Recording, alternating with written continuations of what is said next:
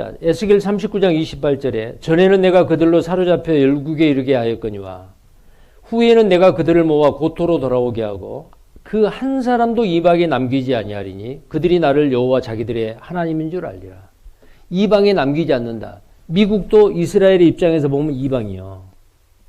미국에 살고 있는 유대인들이 계속 돌아갑니다. 지금 프랑스에서도 돌아가고 남미에서도 돌아가고 지금 우크라이나 러시아 전쟁이 일어나죠. 전쟁이 일어났죠. 근데 구소련 러시아 땅과 그 우크라이나 땅에서 유대인들이 돌아갑니다. 가장 많은 구소련에서 유대인이 살고 있었던 나라가 바로 우크라이나였어요. 이 전쟁이 일어난 것도 심상치 않습니다. 전쟁이 일어나지 않고 있었을 때는요, 우크라이나에 살고 있는 유대인들이 이스라엘로 귀화할 것을 생각도 못 했답니다. 근데 이번 전쟁이 터지니까 이스라엘로 가는 거예요. 하나님은 한 사람도 남기지 않는다 그랬죠. 세계 역사를 주관하신 분은 하나님이요. 전쟁이 일어나든지 코로나19로 인해 전염병이 창궐을 하든지 그런 상황을 통해서 전 세계에 흩어져 있는 유대인들, 마음 푹 놓고 주저앉아 있는 유대인들에게 하나님이 재촉하는 거예요. 빨리 돌아가, 빨리 돌아가. 이게 알리야입니다. 알리야. 이스라엘로 귀환하는 거예요. 자, 한 사람도 남기지 않는다 그랬죠. 근데 그때 그들이 타고 올 것이 뭐냐면은 배요. 우크라이나에 살고 있는 유대인들이요. 2차 세계대전 이후에 많은 사람들이 100만 명 이상 돌아왔어요. 근데 그들이 뭐 타고 왔느냐. 흑해를 통해 가지고 배를 타고 왔어요. 배들이 먼저 원방에서 내 자손과 그 은금을 싣고 와서 배 타고 온다 그랬죠? 배를 타고 온 거예요. 그리고 또 하나의 교통수단은 비둘기가 구름같이 비둘기가 보금자리로 날아오는 것 같이, 여기 같이 그랬죠. 비유예요, 이게. 구름이 둥둥 떠 있죠. 비둘기가 나르지요. 이와 같이 사람들이 무엇인가를 타고 날아서 오는 거예요. 2700년 전에 이사야 선지자가 비행기라는 단어도 없어요. 이렇게 표현할 수밖에 없는 거예요. 저 구름같이 비둘기가 그 보금자리로 날아온 같이 날아온 자들이 누구냐? 자, 지금 이스라엘의 텔아비브 벤구리온 공항에는 하루도 쉼 없이 전 세계 있는 유대인들을 계속 실어 나르고 있습니다. 자, 여기 한번 보시죠. 코로나 바이러스로 인하여 알리아 이민자 수가 약간 감소했던 2020년에 비하여 2021년 약 30% 증가한 27,057명의 유대인이 바로 그들의 지배인 이스라엘에 도착하였습니다. 특별히 미국에서 약 4,000명의 이민자가 이스라엘로 이주했으며 이는 1973년 이후 가장 높은 수치이자 지난해보다 30% 증가한 숫자입니다. 또한 프랑스에서 지난해에 비하여 40%가 증가한 수치로 지난 4년 중 가장 높은 수인 3,500명의 유대인이 이스라엘로 이주했습니다. Je ressens comme une vraie chance, une chance exceptionnelle, voilà.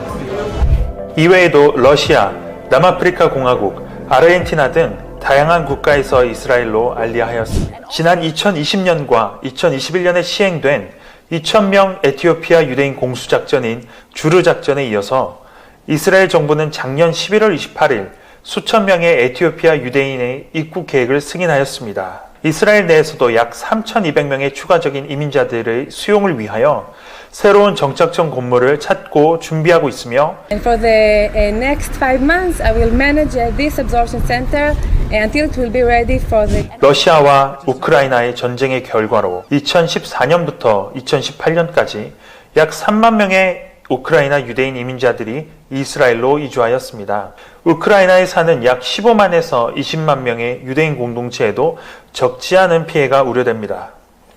이에 이스라엘 주이시 에이전시는 2022년에만 최소 2,000명 이상의 우크라이나계 유대인이 이스라엘로 돌아올 것을 준비하고 있습니다. 작년까지는 세계 각국에서 일부 알리아 전용기로 대규모 인원이 이주하는 사례가 있었지만 점차 코로나와 전쟁 등의 각종 내부적인 변수로 인하여 대규모 이동이 어려워지고 일반 정규 항공편을 통한 소그룹 이민이 주된 알리아의 모습이 되어가고 있습니다. 자, 여기 보면은 작년 한 해 동안의 국가별로 이스라엘 땅의 알리야, 귀환한 그 유대인들이 약 28,100명입니다. 근데 그 중에서 제일 많은 데가 구소련이요. 12,897명이 왔습니다. 이 중에서 우크라이나에서 최고로 많았어요. 근데 우크라이나에서 잘 사는 사람, 그들은 그 우크라이나에서 1000년 동안 살았어요. 조상 대대로 1000년을 살았기 때문에 고향을 뜬다는 게 쉽게 내키질 않잖아요. 근데 그러면 성경이 안 이루어지죠. 근데 러시아가 침공했어요. 자, 이 전쟁을 통해서 여기 한번 보십시오. 우크라이나 유대인 인구가 1897년에는 193만 명이었습니다. 근데 2차 세계대전 때 약 260만 명이 살았는데 독일의 히틀러가 이 우크라이나 땅에서 160만 명을 죽여버렸어요. 홀로코스트 희생자 600만 명 중에 160만 명이 우크라이나에서 사망을 했습니다. 자, 그런데 이제 개방이 되고 난 다음에 구소련이 무너지고 15개 독립국가로 됐죠. 그래서 1991년에서 2011년까지 이스라엘로 귀화한 우크라이나 유대인들이 100만 명이었어요. 약 100만 명의 유대인이 오데사 항구를 통해서 배를 타고 흑해를 통해 지중해 연안으로 배 타고 왔어요. 성경에 배 타고 올 거 예언돼 있죠. 자, 이들이 배를 타고 온 겁니다. 오데사 항구에서. 근데 지금 남겨져 있는 전쟁 중에 있는 그 우크라이나 나라에 유대인이 몇 명 정도 되냐면 약 20만 명이 거주하고 있습니다. 근데 이들은 다 가더라도 1000년 동안 조상 대대로 살고 있는 이 땅에 그냥 주저앉은 거예요. 그럼 이들이 만약에 안 오면 어때요? 성경에 이방에 한 사람도 남기지 않냐고 다 돌아오게 한다 그랬는데 하나님의 말씀이 안 이루어지지 않아요.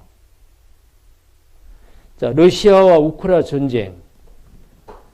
푸틴이 전쟁을 일으킨 것은 다른 목적이 있습니다. 이스라엘 빨리 가라라고 푸틴이 전쟁을 일으켰겠어요? 이런 전쟁의 환경과 상황이 하나님의 말씀을 이루어가는 하나의 수단이요. 우크라이나에서는 유대인이 아닌 사람들이 이 유대인들에 대한 반대하는 게 많아요. 왜? 잘 살기 때문에.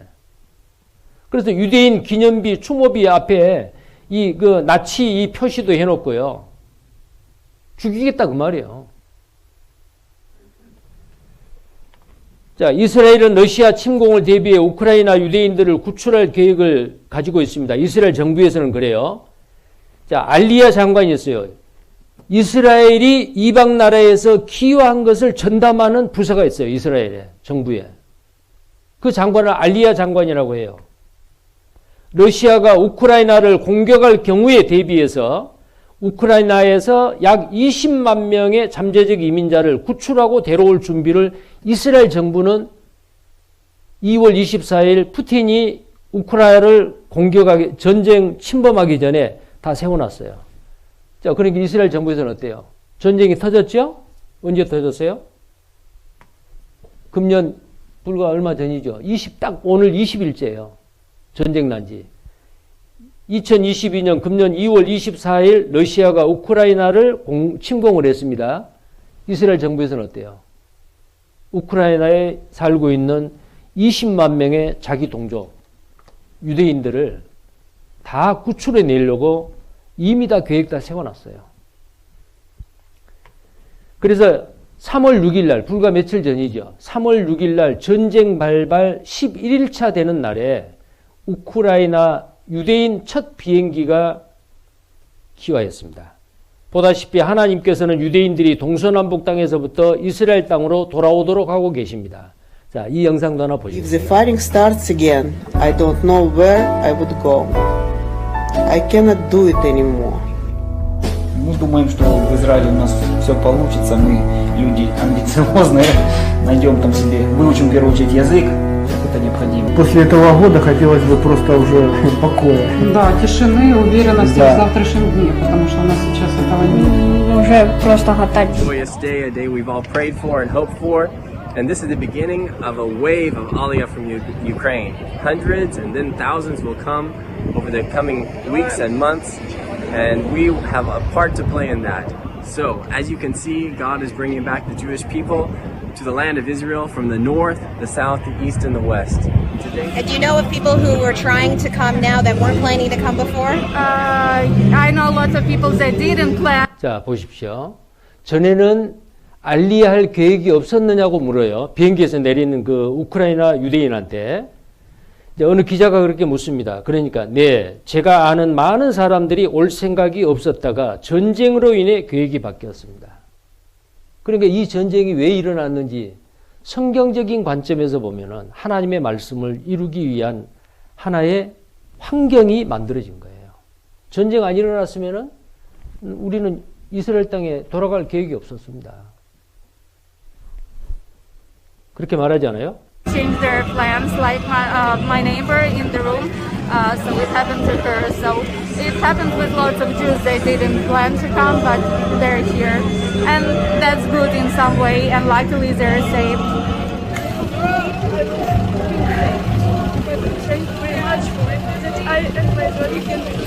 Parents must be so happy. So are you happy to be here now? Well, thank you. Really wishing you all the best. And your daughter's name is? 자, 우리가 모르고 있는 사이에 성경의 예언의 말씀이 착착 이루어지고 있습니다. 자, 예수님은 이걸 보신 거예요. 이게 무화과나무에서 잎사귀에 나오는 거예요. 이런 일을 보거든 인자가 곧 문 앞에 이른 줄 알라. 자, 예수님이 재림하실 날이 우리 시대인 건 틀림없어요. 이 세대가 지나가기 전에 이 일이 다 이루리라. 천지는 없어지겠으나 내 말은 없어지지 아니하리라. 이 세대가 지나가기 전이요. 무화과 나무에서 잎사귀가 나오는 것을 보던 사람들이 다 죽기 전에 이스라엘이 회복되는 것을 우리는 보지 않아요. 우리가 다 죽기 전에 우리 중에서 살아있는 사람들이 구원받고 나서 죽음을 경험하지 아니하고 예수님 오시는 것을 이 몸이 변화돼서 올라갈 경험을 할 사람들이 많아요. 우리 시대입니다. 성경은 지금까지 한 번도 부도난 적이 없어요.